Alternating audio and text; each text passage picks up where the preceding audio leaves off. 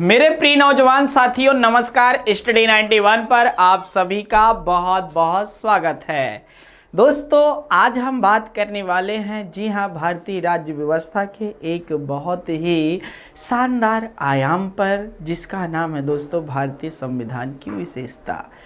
भारतीय संविधान की अनेकों विशेषताएं हैं। जिस तरह दोस्तों एक तरह से कहा जाए मनुष्य है, मनुष्य की भी अनेकों विशेषताएं होती हैं, उसी तरह कोई भी, याद रखिएगा दोस्तों, छोटा सा भी छोटा पार्ट हो पृथ्वी पर, याद रखिएगा उसकी कुछ न कुछ विशेषता जरूर होगी ना, कुछ न कुछ विशेषता जरूर होगी। जैसे मान लीजिए यह बॉटल ही है, ठीक है, ये बॉटल है। अब इसकी विशेषता क्या है?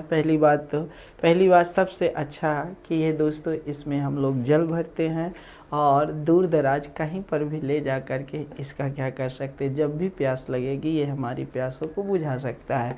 पहली प्यास, कितना अच्छा, मतलब पहली विशेषता। दूसरी विशेषता क्या है? ये देखने में सुंदर लगता है। तीसरी विशेषता क्या है? ये इसका कलर ब्लू कलर, मतलब क्या है दोस्तों, ये कौन सा कलर है? अच्छा, पिंक कलर है, तो पिंक कलर का दिखाई देता है। साथ ही साथ इसकी आकृति कैसी है? तो दोस्तों याद रखिएगा जैसे बेलनाकार की है।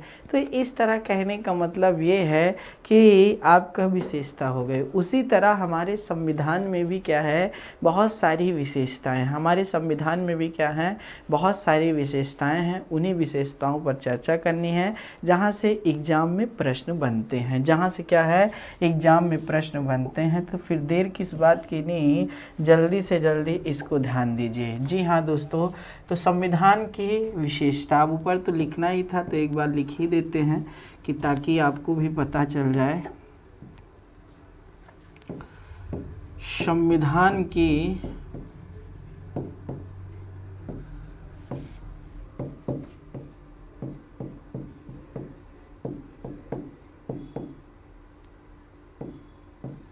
संविधान की विशेषताएं होगा, ठीक है। अब देखिए दोस्तों, संविधान की विशेषताएं नंबर 1, संविधान की विशेषता नंबर 1 क्या है? दुनिया का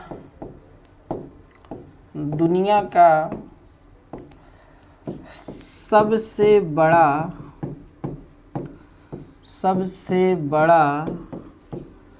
लिखित संविधान, ठीक है, लिखित संविधान। दुनिया का सबसे बड़ा लिखित संविधान किसका है? तो दोस्तों आपको पता होना चाहिए, अपने भारत का है। दुनिया का सबसे बड़ा लिखित संविधान भी कह सकते हो। साथ ही साथ आप इसके स्थान पर विस्तृत शब्द भी लगा सकते हो, विस्तृत संविधान, ठीक है। आइए दोस्तों ध्यान से देखिए, दुनिया का सबसे बड़ा या विस्तृत संविधान कौन सा है? तो भारत का है, ठीक है, भारत का संविधान है। पहली बात आपको जानना चाहिए, भारत का संविधान कैसा संविधान है? लिखित संविधान है। कैसा संविधान है? लिखित संविधान है। जी हाँ दोस्तों, संविधान में एक तरह से लिखित और अलिखित संविधान भी आते हैं। तो भारत, अमेरिका, पाकिस्तान जैसे देशों का जो संविधान है वह लिखित है। तो वहीं पर आपको पता होना चाहिए, जैसे ब्रिटेन जैसे देशों में क्या है, अलिखित संविधान है। ब्रिटेन में अलिखित संविधान कैसे दोस्तों? क्योंकि वहाँ पर राजशाही व्यवस्था है। क्या है? राजशाही व्यवस्था है। और राजशाही व्यवस्था में राजा ही राजा का क्या होता है दोस्तों? लड़का बन जाता है। तो जाहिर सी बात है, एक पिता उस कैसे मार्ग पर चले ये सबको पता होता है, ठीक है। तो याद रखने वाली बात है, तो राजशाही व्यवस्था है, तो लिखित संविधान है। अब देखिए दोस्तों, दुनिया का सबसे पहला लिखित संविधान जो था वह यूएसए का था। कहाँ का था? यूएसए का। 4 जुलाई 1776 ईस्वी को, 4 जुलाई 1776 ईस्वी को संयुक्त राज्य अमेरिका आज़ाद होता है। जी हाँ दोस्तों, स्वतंत्र होता है। किससे भैया? जो स्वतंत्र होता है वह ब्रिटेन की गुलामी से। याद रखना, अब ब्रिटेन में क्या थी? राजशाही व्यवस्था थी। क्या थी? राजशाही व्यवस्था थी। तो दोबारा फिर अर्थात यूएसए में राजशाही व्यवस्था ना आ जाए, इसलिए दोस्तों उसने लिखित संविधान लाया और लोकतंत्र को स्थापित किया। लिखित संविधान लाया और लोकतंत्र को स्थापित किया। और लिखित संविधान जो आया 1789 में आया। याद रखना दोस्तों, दुनिया के सबसे छोटे संविधानों में एक आपका नहीं दोस्तों संयुक्त राज्य अमेरिका का संविधान भी आता है। जी हाँ दोस्तों, साथ ही साथ बरमूडाहन का भी आता है, आपको पता होना चाहिए दोस्तों। लेकिन क्या है, भारत का जो संविधान है वह अस्तित्व में कब आया, तो अभी पीछे ही बताया था 26 जनवरी, जी हाँ दोस्तों 1950 को आया। 26 जनवरी 1950 को आया। और इसमें कुल कितने हैं, जी हाँ दोस्तों आपको पता होना चाहिए था कितने अनुच्छेद हैं, तो दोस्तों याद रखिएगा 395 अनुच्छेद है। कितने हैं, 395 अनुच्छेद हैं। तथा जो भाग हैं वह कितने हैं, तो 22 भाग थे, आपको पता होना चाहिए। और साथ ही साथ आपके जो अनुसूचियां थी वह पहले 8 थी, लेकिन अब 470 से अधिक अनुच्छेद, 25 भाग, 12 अनुसूचियां। दुनिया में किसी भी संविधान में इतना ज़्यादा प्रावधान नहीं है। दुनिया के किसी भी संविधान में इतना ज़्यादा प्रावधान नहीं है, ना इतने ज़्यादा रूल हैं, ना ज़्यादा इतने अनुच्छेद है। इसीलिए याद रखिएगा दुनिया का सबसे बड़ा लिखित संविधान किसका है, भारत का है। नो डाउट दोस्तों, भारत का संविधान भले दुनिया का सबसे बड़ा लिखित संविधान है, बात ठीक है, लेकिन दोस्तों यहाँ विविधता भी है, याद रखिएगा विविधता है। और साथ ही साथ बहुत सारे ऐसे कानून हैं जो अनावश्यक लगे हुए हैं, उनको सरकार हर साल ध्यान देती है और समय समय पर आने पर क्या है दोस्तों, इसे हटाती भी रहती है। जैसे आपने देखा होगा पार उतराई कर, ठीक है, साथ ही साथ आप कानी चूल्हा फूंक कर, ऐसे बहुत, जी हाँ दोस्तों बेफालतू के जो कानून हैं उनको अब ख़त्म कर रहे हैं ना। जी हाँ दोस्तों, जी हाँ, मतलब चूल्हा फूंकने पर भी कानून बन जाता है हमारे यहाँ। अब आप समझ सकते हैं कितना बहुत बेकार चीज़ें हैं, ठीक है। आगे देखते हैं दोस्तों, अगला जो विशेषता है वह भी बहुत शानदार है। दूसरी विशेषता जो है वह है भारत के संविधान का नम्य और अनम्य होना। नम्य और अनम्य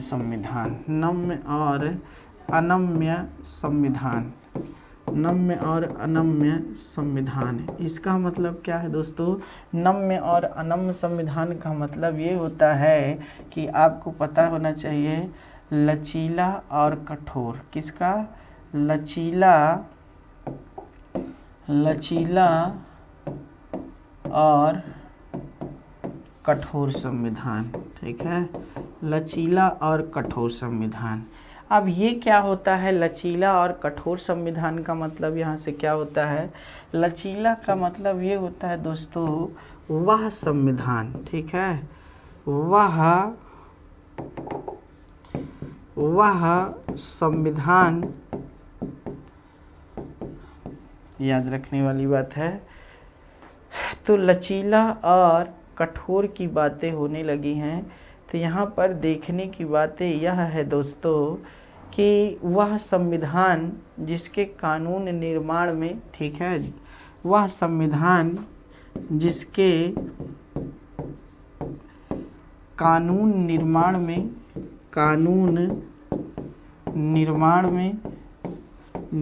में या संशोधन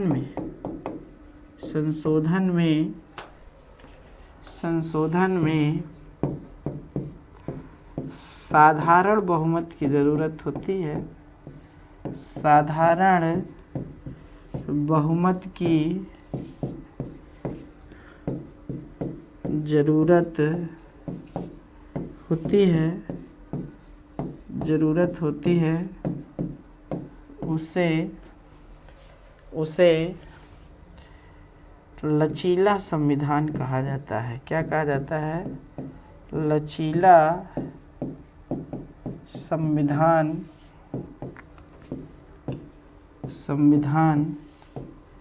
कहा जाता है, याद रखिएगा। उसे क्या कहा जाता है, लचीला संविधान कहा जाता है। वह संविधान जिसके कानून निर्माण में या संशोधन में साधारण बहुमत का मतलब क्या है, 50%, जी हाँ दोस्तों, प्लस लोग अगर इसके पक्ष में बोलते हैं तो वह पक्ष माना जाएगा। जी हाँ, तो इसलिए साधारण बहुमत की क्या होती है दोस्तों, ज़रूरत होती है। अगला देखिए दोस्तों, कठोर संविधान क्या है। तो दुनिया का, पहले जान लीजिए एक लाइन और यहीं पर, दुनिया का पहला लिखित संविधान किसका था, याद रखिएगा दोस्तों, तो यूएसए का था। ये बातें तो आप जानते हैं, लेकिन दुनिया का सबसे कठोर संविधान यूएसए का ही है। ठीक है, यूएसए का ही है, याद रखिएगा। अगला क्या है दोस्तों, लचीला संविधान। कौन सा संविधान, लचीला संविधान। अब लचीला संविधान का मतलब यहाँ से क्या है, जी हाँ दोस्तों, लचीला संविधान का मतलब ये है कि वह संविधान, ठीक है, वह संविधान लचीला हो गया ना, कठोर होगा। अगला जो पार्ट आएगा वह कठोर का आएगा।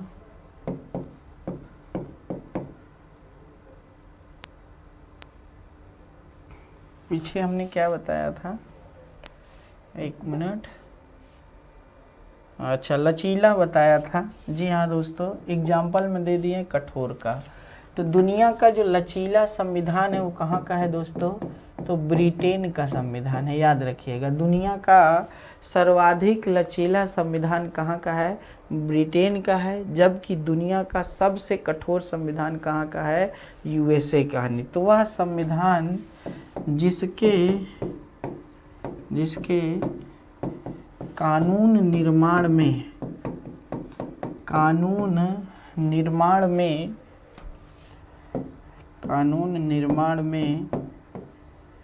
2/3 बहुमत की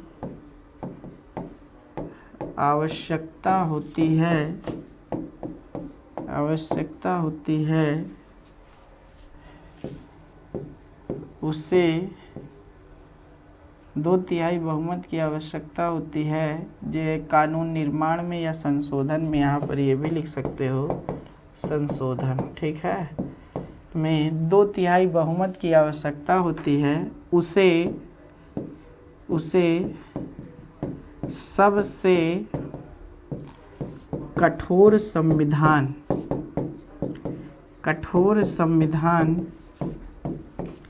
कहा जाता है। ठीक है, कहा जाता है, याद रखिएगा। तो इस तरह दोस्तों दुनिया का सबसे कठोर संविधान कहाँ का है, यूएसए का है। अब भारत का संविधान देखिए, भारत का संविधान में जो कानून निर्माण होता है या संशोधन होता है कानून निर्माण में, ठीक है ना दोस्तों, तो कुछ कानून ऐसे हैं जो साधारण बहुमत से ही बन जाते हैं। जी हाँ दोस्तों, जिसमें 50% प्लस लोग बोल देते हैं, और कुछ में दोस्तों 2/3 की भी ज़रूरत होती है। 2/3 क्या, या फिर दोस्तों एक और है, आप जानते होंगे, 2/3 प्लस, ठीक है, आधे राज्यों का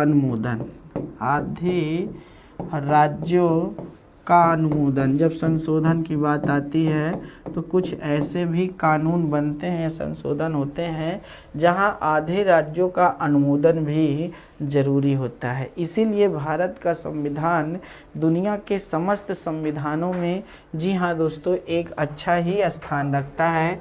जी हाँ दोस्तों, याद रखिएगा। अगला चलें, अगली बातें करें तो अच्छा रहेगा दोस्तों, बहुत ही शानदार बातें हैं ना।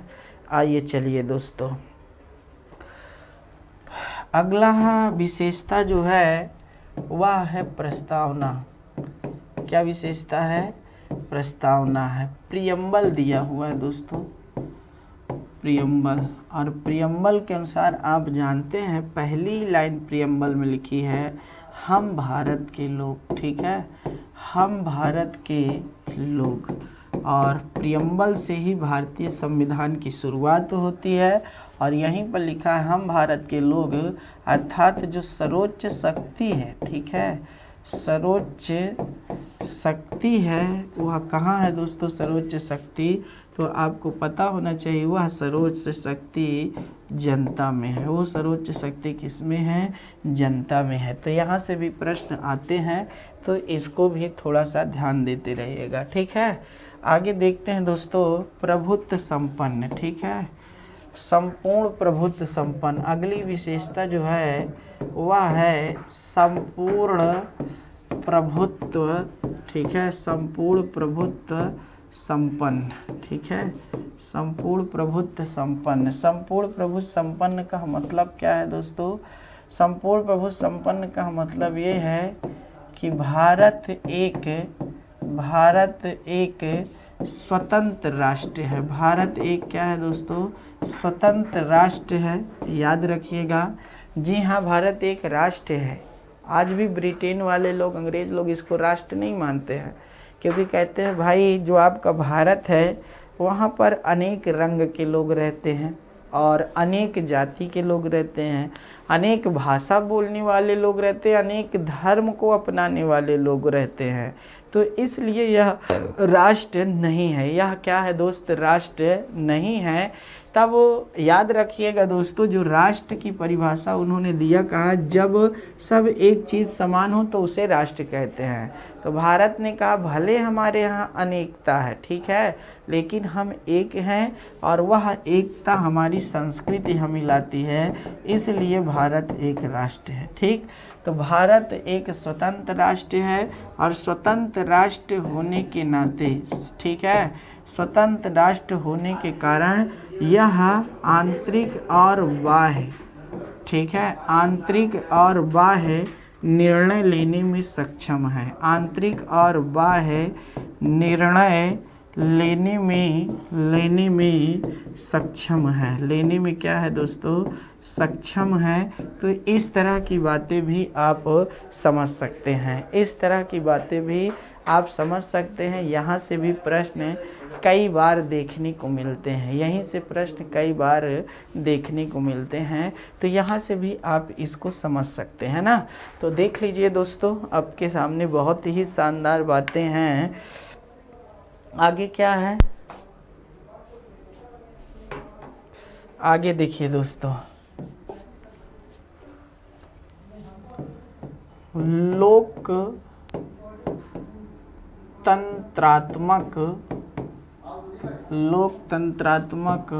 गणराज्य, लोकतंत्रात्मक गणराज्य है। मतलब हमारे यहाँ क्या है दोस्तों? लोकतंत्र है। क्या है? लोकतंत्र है। और लोकतंत्र में क्या होती है दोस्तों? जनता ही प्रधान होती है। जनता ही क्या होती है? प्रधान होती है, ठीक है, प्रधान होती है, याद रखिएगा, जनता ही प्रधान होती है। और याद रखिएगा दोस्तों, जनता ही जो प्रधान होती है, मतलब किसके अनुसार? संविधान के अनुसार। सबसे सर्वोच्च शक्ति किसमें निहित है? जनता में। लेकिन सबसे सर्वोच्च कौन है? तो सबसे सर्वोच्च है हमारा संविधान। सबसे सर्वोच्च कौन है? हमारा संविधान। अब देखिए, जनता ही क्या होती है? प्रधान होती है। जनता ही क्या होती है? प्रधान होती है।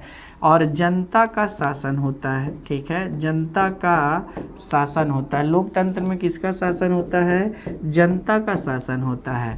लेकिन आपको पता होना चाहिए कि हमारे यहाँ जो लोकतंत्र है वह अप्रत्यक्ष लोकतंत्र है। कैसा लोकतंत्र है? तो अप्रत्यक्ष लोकतंत्र है। और अप्रत्यक्ष लोकतंत्र में जनता, याद रखना दोस्तों, स्वयं शासन नहीं करती है, अपने प्रतिनिधियों से शासन करवाती है, याद रखना। तो यहाँ पर प्रतिनिधि शासन करते हैं। कौन? प्रतिनिधि शासन करते हैं। तो इस तरह दोस्तों यहाँ से भी प्रश्न अगर बनता है तो आप जानते होंगे। अब्राहम लिंकन का वो कथन है, जनता का जनता के द्वारा जनता के लिए। जी हाँ दोस्तों, to the people, by the people, for the people, कुछ ऐसा ही है, मुझे थोड़ा थोड़ा याद आ रहा है। तो दोस्तों याद रखने वाली बातें हैं अब्राहम लिंकन का वह लोकतंत्र का कथन। जी हाँ दोस्तों, तो यहाँ से भी प्रश्न बनते हैं, इनको भी ध्यान देते रहिएगा। और आपके सामने हमने यह बात भी कर दी है, ठीक है। तो इस तरह दोस्तों आप अच्छे से इसको भी समझ सकते हैं। आगे चलें, आगे देखिए दोस्तों, बहुत शानदार बात, ठीक है। भारतीय संविधान में जो सबसे अच्छा चीज़ दिया है वह दिया है मौलिक अधिकार, ठीक है। एक बहुत बड़ी विशेषता है भारतीय संविधान के मौलिक अधिकार की। आप जानते हैं दोस्तों, संविधान द्वारा प्रदत्त ऐसे अधिकार जो देश में रह रही जनता को प्राप्त होता है। जी हाँ, संविधान द्वारा प्राप्त ऐसे प्रदत्त अधिकार जो क्या होते हैं दोस्तों, देश में रह रही जनता को, खासकर देश के नागरिकों को प्राप्त होती है, ठीक है ना दोस्तों। तो विशेषकर नागरिकों को यह अधिकार दिया जाता है। अब आप देखे होंगे कि मौलिक अधिकार मानव अधिकार की अपेक्षा में क्या है, बहुत तुच्छ है। देखा जाए तो याद रखना, बहुत छोटा है। लेकिन मौलिक अधिकार क्या करता है, जो देश में जनता होती है ना, उसका बच बचाव करता है, या उनको अधिकार देता है कि आप ऐसे ऐसे क्या कर सकते हैं दोस्तों, कार्य कर सकते हैं। आप ऐसे ऐसे क्या कर सकते हैं, कार्य कर सकते हैं। इसलिए यहाँ पर समझने वाली बातें हैं कि मौलिक अधिकार, फंडामेंटल राइट्स अपने आप में बहुत महत्वपूर्ण हैं। तो जब भी मौलिक अधिकारों का हनन होता है, देखिएगा, जब भी मौलिक अधिकारों का हनन होता है और आपको पता चलता है दोस्तों, तो आप न्यायालय में स्वयं चुनौती दे सकते हैं। और साथ ही साथ अगर मान लीजिए आपको नहीं पता चला कि हमारे अधिकारों का हनन हो रहा है, तब इसके बचाव के लिए सुप्रीम कोर्ट और हाई कोर्ट दोनों सामने निकल कर के आती हैं। सुप्रीम कोर्ट और हाई कोर्ट क्या है दोस्तों, दोनों सामने आती हैं और बच बचाव करने का प्रयास करती हैं, ठीक है। बच बचाव करने का क्या करती हैं, प्रयास करती हैं। आपको जब हम मौलिक अधिकार पढ़ाएंगे तो हम मौलिक अधिकार बताएंगे। पहले मौलिक अधिकार 7 थे, मूल संविधान है, याद रखिएगा। मूल संविधान में 7 मौलिक अधिकार दिए थे। लेकिन जो संपत्ति का अधिकार है, ठीक है ना, संपत्ति का अधिकार है, वह अब नहीं रह चुका है। संपत्ति का अधिकार को किस संविधान संशोधन द्वारा हटाया गया, कब हटाया गया, कहाँ रखा गया, और अब यह क्या है। जी हाँ दोस्तों, तो इस पर बातें होंगी। तो वर्तमान में जो है वह 6 ही मौलिक अधिकार प्राप्त हैं। कितने? 6 मौलिक अधिकार प्राप्त हैं। और 6 मौलिक अधिकार जो प्राप्त हैं, इन 6 मौलिक अधिकारों का उल्लेख अगर हम बात करें तो 6 मौलिक अधिकारों का उल्लेख 14 से लेकर के अनुच्छेद 32 के बीच में है। जबकि मौलिक अधिकार का उल्लेख अगर हम पूछे तो मौलिक अधिकार का उल्लेख 12 से 35 तक है। क्या गजब का प्रश्न बन सकता है कभी तक। कभी कह दे कि दोस्तों जो मौलिक अधिकार में 6 मौलिक अधिकार दिए हुए हैं, उन 6 मौलिक अधिकारों का उल्लेख भारतीय संविधान में किस अनुच्छेद से किस अनुच्छेद तक है, तब आप क्या 12 से 35 लगाएंगे कि 14 से 32 लगाएंगे। तब दोस्तों आपको आंसर 14 से 32 में जाना पड़ेगा। कहाँ जाना पड़ेगा? 14 से 32 में जाना पड़ेगा। ये चीज़ दिमाग में एकदम नोट कर लीजिए। अब अगर नोट नहीं करते हैं ना तो सच में गड़बड़ा ही जाएंगे। तो यहाँ से भी बातें आप देख सकते हैं, बहुत ही शानदार बातें हैं, ठीक है। 12 से 35 के बीच में, किसके? 12 से 35 के बीच में इसका उल्लेख दिया गया है, ठीक है। और किसका? मौलिक अधिकार का नहीं। तो ये आगे सब बातें एक एक करके हम लोग करेंगे, ठीक है। आगे हम लोग इनके बारे में अच्छे से बात करेंगे।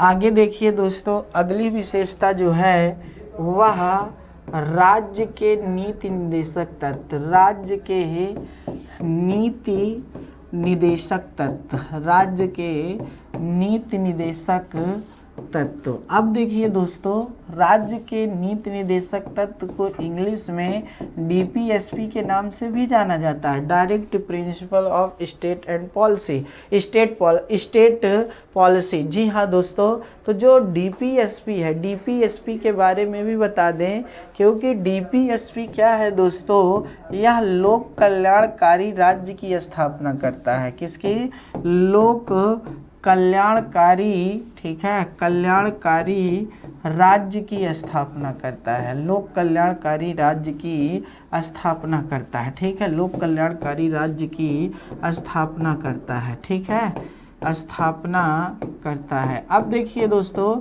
लोक कल्याणकारी राज्य की स्थापना कौन करता है? राज्य के नीति निर्देशक तत्व। और इसके तहत क्या है दोस्तों, बहुत सारे नियम और प्रावधान दिए गए हैं। समय समय में जब सरकार को लगता है कि नहीं इसे विशेष प्रावधान दिया जाए, तो दोस्तों वह इसमें क्या करती है? संशोधन करती है, और संशोधन कर करके बहुत सारे पार्टों को जोड़ती है और बहुत सारे पार्ट्सों को यहाँ से निकाल के, जी हाँ दोस्तों, कहीं मौलिक अधिकार में रखा गया है तो कहीं कहीं पर रखा गया है। तो इस तरह दोस्तों आप यहाँ से समझ सकते हैं कि यह कितनी महत्वपूर्ण बात है ना, यह क्या है, कितनी महत्वपूर्ण बात है कि राज्य के नीति निर्देशक तत्व, राज्य के जो नीति निर्देशक तत्व हैं वह बहुत ही महत्वपूर्ण हैं। आगे हम आपको बताएंगे कि राज्य के नीति निर्देशक तत्व में कहाँ पर पर्यावरण संरक्षण की बात की गई है, कहाँ पर समान कार्य के लिए समान वेतन की बात की गई है, कहाँ पर समान संहिता की बात की गई है, कहाँ पर ग्राम पंचायतों के गठन की बात की गई है, कहाँ पर आपकी याद रखना दोस्तों सामाजिक आर्थिक राजनीतिक न्याय की बात की गई है, कहाँ पर यह बात की गई है कि संक्षेप में कि राज्य के नीति निर्देशक तत्व वाद योग्य नहीं है। क्या? वाद योग्य नहीं है। साथ ही साथ आपको ये भी पता होना चाहिए कि राज्य के नीति निर्देशक तत्व एक ऐसे तत्व हैं जिनकी जो प्रकृति है, नेचर है, वह कैसा है, ये बातें बहुत शानदार आने वाले। साथ ही साथ अंतर्राष्ट्रीय स्तर पर भी बातें क्या करता है राज्य का नीति निर्देशक तत्व, इस तरह देखेंगे दोस्तों। हर वह दूसरा एग्जाम होता है जहां से एक प्रश्न बनता है यहाँ से। तो आने वाले दिनों में बहुत सुंदर सुनहरा मौका होगा जब हम आपके बीच में इसके सामने में एक एक करके बात करेंगे, एक एक करके क्या करेंगे दोस्तों, बात करेंगे। जितना भी आपके यूपीएसआई में प्रश्न आ सकते हैं उन पर हम सभी चर्चा करेंगे दोस्तों। यह विशेष करके बातें आपको पता होना चाहिए कि आने वाले एक दिवसीय यूपीएसआई के बैच के लिए यह स्पेशल क्लास आपके लिए दी जा रही है, ठीक है दोस्तों। तो इस तरह आप यहाँ से देखने वाली बातें हैं राज्य के नीति निर्देशक तत्व से संबंधित डीपीएसपी ना। जी हाँ दोस्तों, याद रखिएगा हनी। तो अपने आप में बहुत महत्वपूर्ण बातें हैं। चाय अभी नहीं पिएंगे, अभी क्लास ले लेंगे तब। अभी बच्चे, फिर हम चाय पिएंगे तो हमारे बच्चे क्या करेंगे। वैसे भी मैं चाय पीता नहीं हूँ, आप सबको डिस्ट्रीब्यूट कर दीजिएगा, धन्यवाद।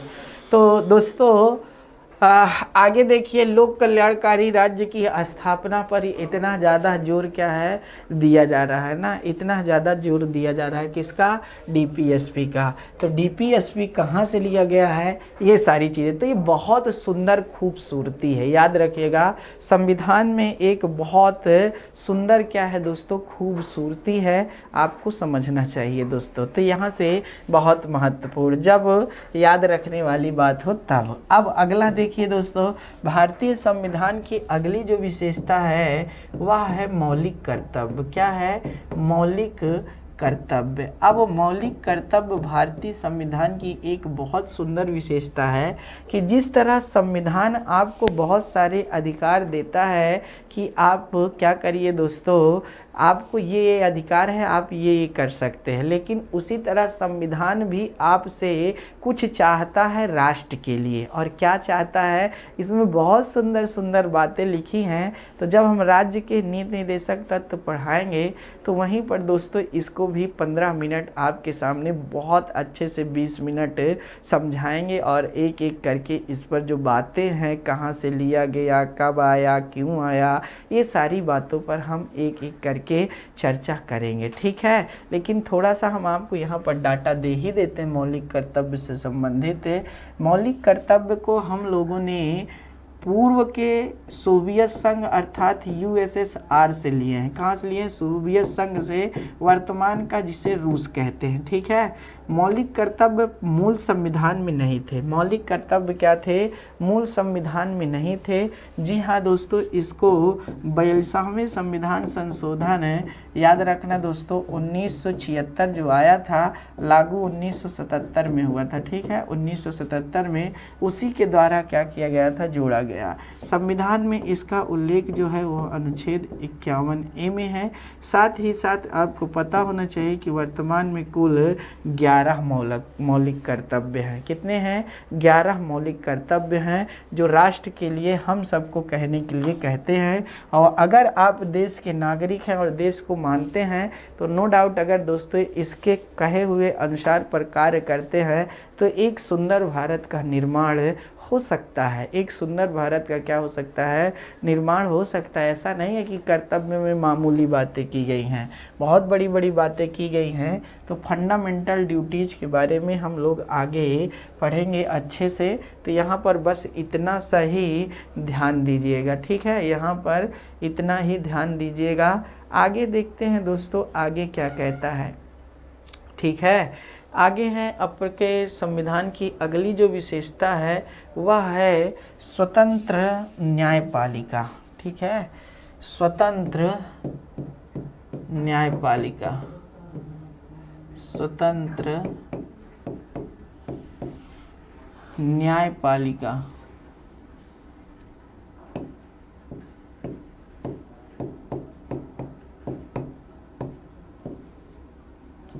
अब देखिए दोस्तों, हमारे यहाँ जो है स्वतंत्र न्यायपालिका है। जो न्यायपालिका का, स्वतंत्र न्यायपालिका का कॉन्सेप्ट है, इसे हमने यूएसए के संविधान से स्वीकार किया। कहाँ से? यूएसए के संविधान से स्वीकार किया है।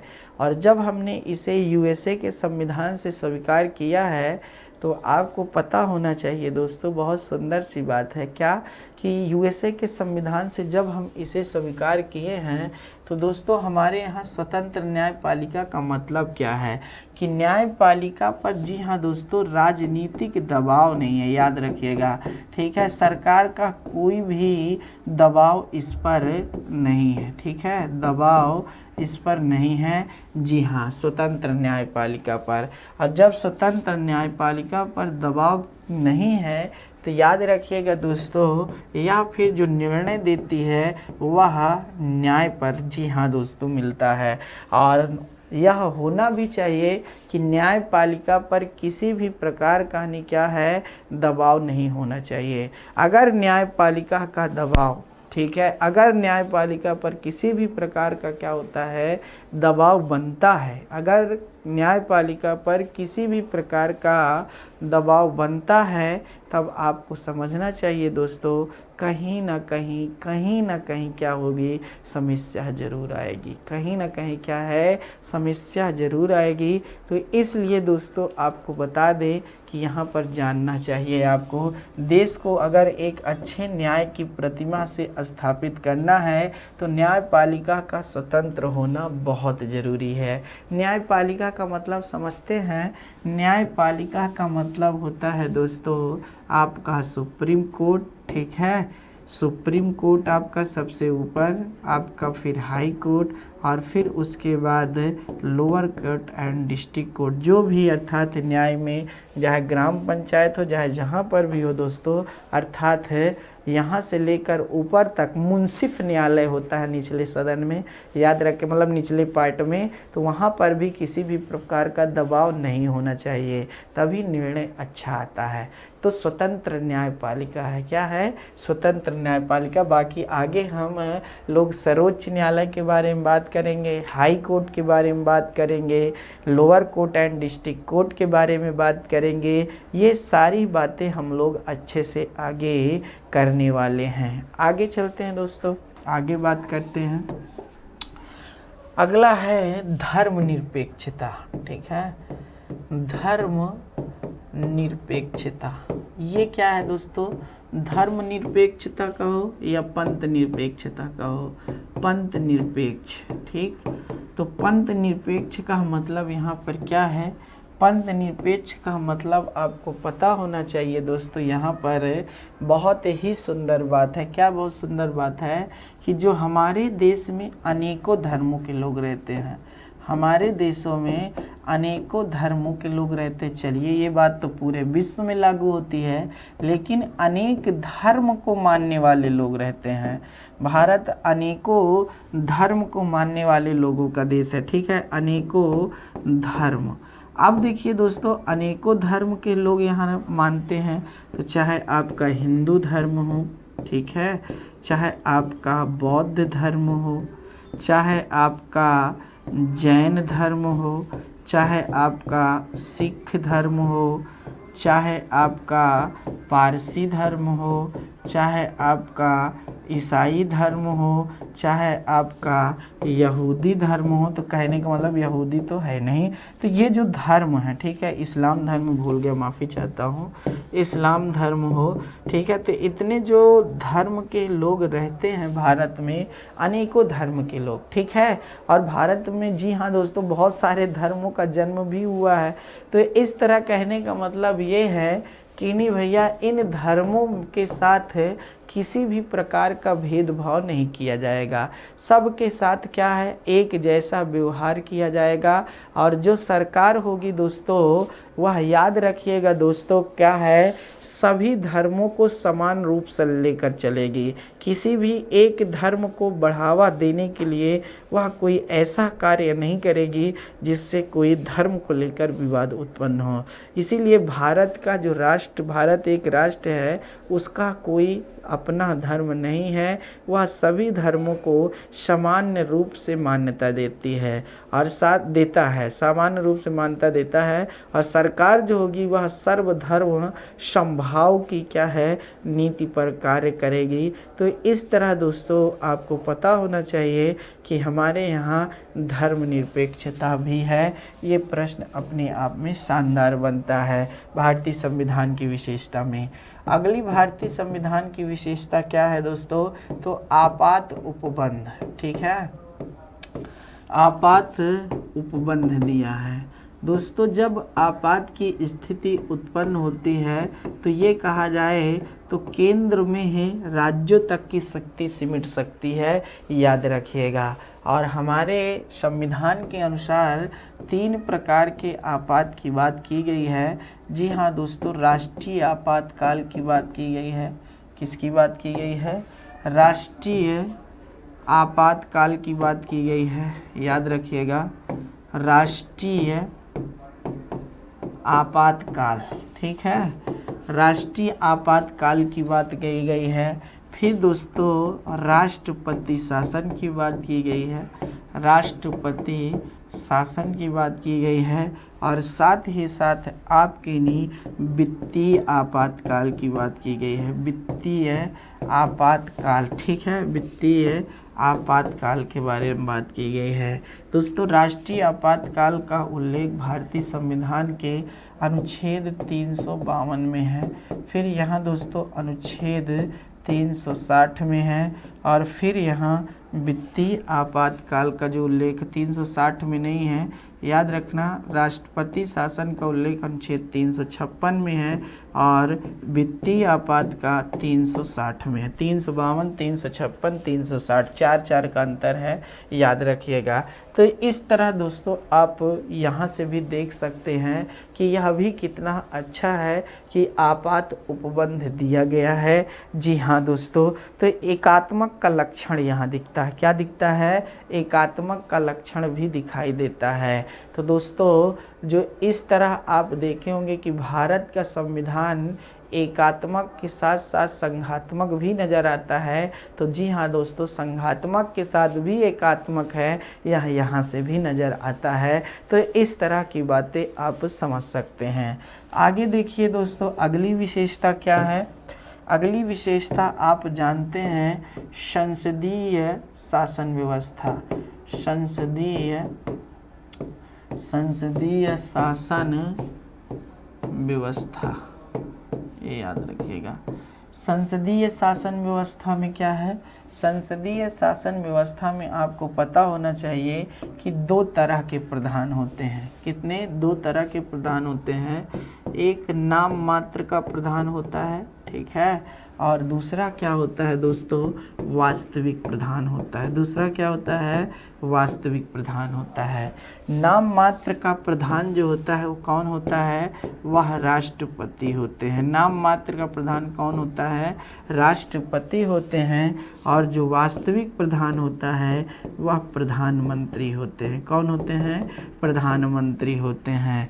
राष्ट्रपति नाम मात्र के प्रधान इसलिए होते हैं क्योंकि यह राष्ट्र प्रमुख हैं, और राष्ट्र प्रमुख हैं इसलिए माने दोस्तों हैं राष्ट्रपति अप्रत्यक्ष में नाम मात्र के, तो वह अप्रत्यक्ष रूप से चुने जाते हैं। किस तरह, अप्रत्यक्ष रूप से चुने जाते हैं, अप्रत्यक्ष रूप से। जबकि प्रधानमंत्री क्या होता है, जनता से सीधा सीधा जुड़ा होता है, इसीलिए इसको वास्तविक प्रधान कहते हैं। क्या, वास्तविक प्रधान कहते हैं। यह सीधे सीधे जनता से प्रत्यक्ष रूप से जुड़ा होता है, ठीक है। तो ऐसे भी बातें यहाँ से निकल करके आती हैं, ठीक है, यहाँ से निकल करके आती हैं। तो एक एक बातें हम लोग कर रहे हैं दोस्तों। थोड़ा सा डॉक्टर साहब ने हमें थोड़ा स्लो बोलने के लिए कहा है, ठीक है, इसीलिए माफ़ी चाहता हूँ। नहीं, मैं बहुत एनर्जी में पढ़ाता हूँ, बहुत, ठीक है ना दोस्तों। थोड़ा सा नहीं, डॉक्टर साहब की बात को भी कहते हैं, बड़े बुजुर्ग जब कुछ कहें बातों को तो उनको हमेशा पालन करना चाहिए, ले कर के साथ में चलना चाहिए, इसीलिए थोड़ा सा ये सारी चीज़ें देखना पड़ता है ना। तो दोस्तों आप समझ सकते हैं मेरी बातों को, भावनाओं को। तो इस तरह आप देख सकते हैं कि जनता हमारे यहाँ सबसे सर्वोच्च है और जनता से सीधा सीधा जुड़े हैं। तो इस तरह आप समझ सकते हैं इनको वास्तविक क्या कहा जाता है, प्रधान कहा जाता है। क्या कहा जाता है, वास्तविक प्रधान है कहा जाता है। अगला चले दोस्तों आगे बात करते हैं। जी हाँ, अगला है दोस्तों अपने आप में बहुत शानदार बात। क्या बात शानदार बात है, आपका नहीं जो अर्थात बात कही जाए भैया, जो अगला पार्ट है संघीय व्यवस्था। अच्छा, संसदीय व्यवस्था को भारत ने कहाँ से अपनाया था, कोई पूछ ले तो ब्रिटेन से। हाँ, अगला है संघीय व्यवस्था। संघीय व्यवस्था, जी हाँ दोस्तों, ये कहाँ से आई है, तो यह कनाडा से आई है। कहाँ से आई है, कनाडा से आई है। अब देखिए संघीय व्यवस्था में क्या होता है दोस्तों, तो शक्तियों का बंटवारा होता है। जी हाँ दोस्तों, कहने का मतलब एक केंद्र स्तर पर सरकार होती है और दूसरा क्या होती है दोस्तों, राज्य स्तर पर होती है। जी हाँ दोस्तों, केंद्र के मामलों को ये संभालती है और राज्य के मामलों को ये संभालती है। तो दोनों अलग अलग है, इसी को बोलते हैं दोस्तों लोकतंत्र में ही। जी हाँ दोस्तों, विकेंद्रीकरण, ठीक है, केंद्र स्तर और राज्य स्तर पर। तो इस तरह आप यहाँ से एक एक करके समझ सकते हैं सारी भावनाओं को ना, एक तरह से हर एक बात को आप समझ सकते हैं। अगला चलते हैं दोस्तों, अगली विशेषता देखते हैं। अगली विशेषता है त्रिशंकु। क्या है, त्रिशंकु। त्रिशंकु का मतलब यहाँ क्या है दोस्तों, या फिर त्रिपटल का मतलब क्या है, या फिर त्रिस्तरीय का मतलब क्या है, ठीक है। त्रिस्तरीय का मतलब ये है दोस्तों,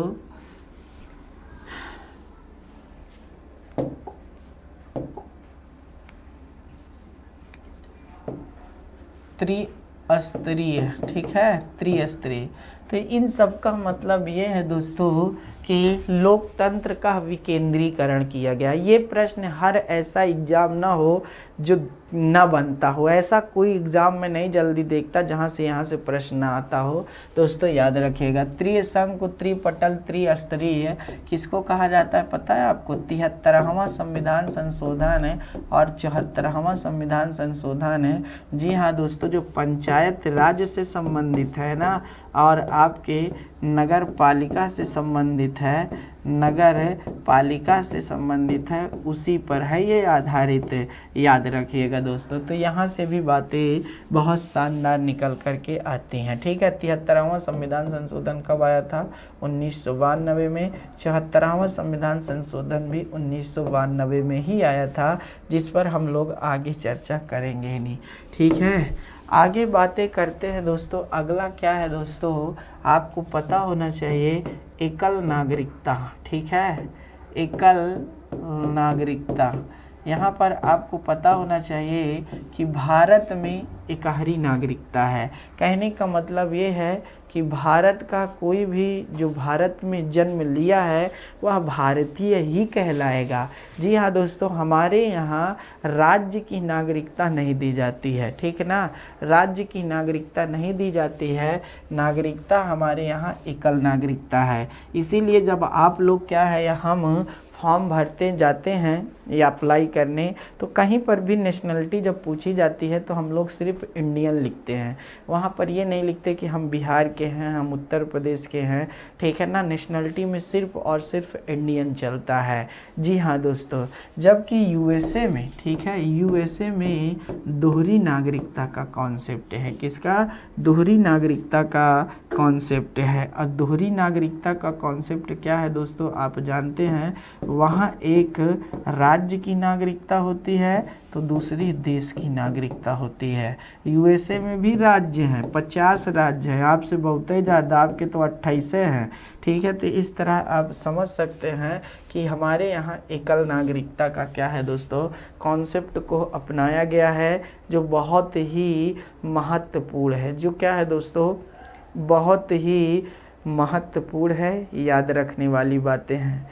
तो अगला देखें दोस्तों, अगला देखिएगा, अगला है वयस्क मताधिकार। ठीक है, वयस्क मताधिकार, वयस्क मताधिकार। वयस्क मताधिकार का मतलब क्या है दोस्तों, यहाँ पर वयस्क मताधिकार का मतलब ये है कि दोस्तों हमारे यहाँ, जी हाँ, आयु को सिर्फ ध्यान में रख करके मत का अधिकार प्राप्त हुआ है, और जिनकी भी आयु 18 वर्ष या इससे अधिक है दोस्तों, उनको मत देने का अधिकार प्राप्त होता है।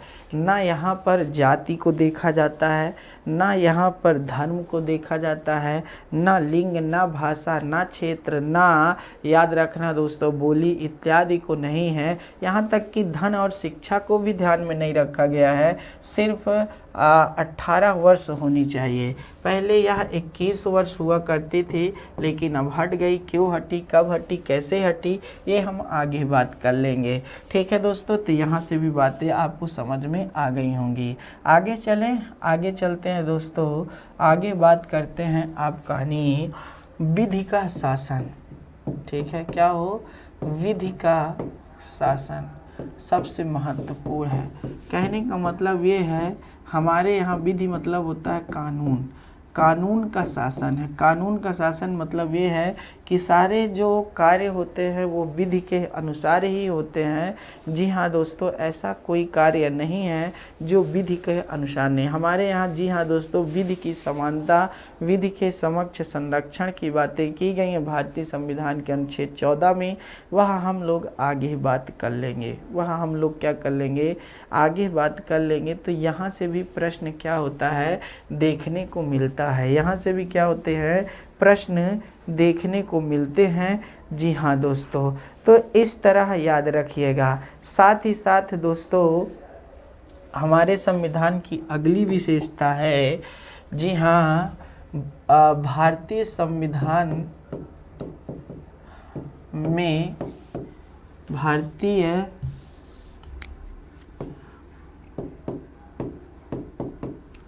भारतीय संविधान में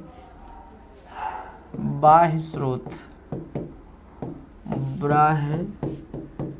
देखो ऐसे भी लिखा जाता है, ऐसे भी लिखा जाता है, तो जो दिल चाहे लिख लो। ठीक है, तो भारतीय संविधान में बाह्य स्रोत जो है वह ध्यान से समझिए।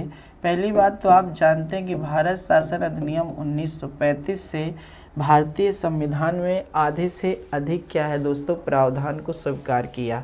चलिए ठीक है, लेकिन आपको पता होना चाहिए जब हमारे संविधान निर्माता संविधान का निर्माण कर रहे थे तो वह 60 देश तो जो अच्छे उच्च देश थे 60 देश के संविधान की जो सबसे अच्छी अच्छी विशेषताएं थी उनको ला करके क्या किया दोस्तों, भारतीय संविधान में स्थान दिया। उनको ला करके क्या किया, भारतीय संविधान में स्थान दिया। तो इस तरह आप समझ सकते हैं कि भारतीय संविधान जो उधार का संविधान उधार का नहीं है। हम लोगों ने क्या किया है, अच्छी चीज़ों को अपने संविधान में डाला है, लेकिन उसको अपने देश की स्थिति परिस्थिति मतलब भारतीय जनता की स्थिति परिस्थिति को ध्यान में रखते हुए डाला है। इसीलिए आपको पता होना चाहिए भारतीय संविधान उधार का संविधान नहीं है। भारतीय संविधान उधार का संविधान नहीं है। तो यहाँ से भी प्रश्न आपके देखने को मिलते हैं।